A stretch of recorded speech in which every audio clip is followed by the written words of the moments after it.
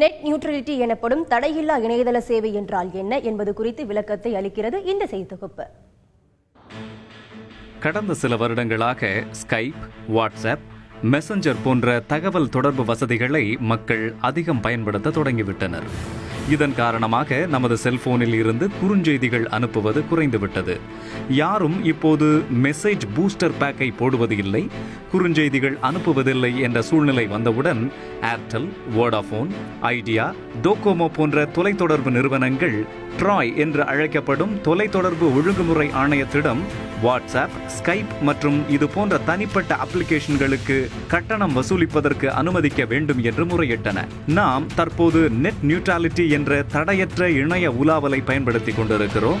அதாவது நம்மிடம் இருக்கும் இன்டர்நெட் பேக்கை கொண்டு அனைத்து இணையதளங்களையும் அப்ளிகேஷன்களையும் தடையில்லாமல் பயன்படுத்தி கொண்டிருக்கிறோம். இதைத்தான் தடை செய்ய வேண்டும் என தொலைத்தொடர்பு நிறுவனங்கள் கோரியுள்ளன. இந்த கோரிக்கை ஏற்கப்பட்டால் தற்போது நாம் இணையம் மூலம் பயன்படுத்தும் ஒவ்வொன்றிற்கும் தனித்தனியாக கட்டணம் செலுத்த வேண்டும். உதாரணத்திற்கு யூடியூப் பார்ப்பதற்கு தனி கட்டணம், ஸ்கைப் பயன்படுத்த தனி கட்டணம், வாட்ஸ்அப்பை பயன்படுத்த தனி கட்டணம் என வசூலிக்கப்பட வாய்ப்புள்ளது. இது இணையதள பயன்பாட்டாளர்கள் மத்தியில் அச்சத்தை ஏற்படுத்தியுள்ளது. தடையற்ற இணைய உலாவலுக்கு தடை கூடாது என அவர்கள் ட்ராயிடம் மின்னஞ்சல் மூலம் வலியுறுத்தி வருகின்றனர். www.savetheinternet.in என்ற இணையதளத்தில் இது குறித்த எதிர்ப்பை அவர்கள் பதிவு செய்து வருகின்றனர்.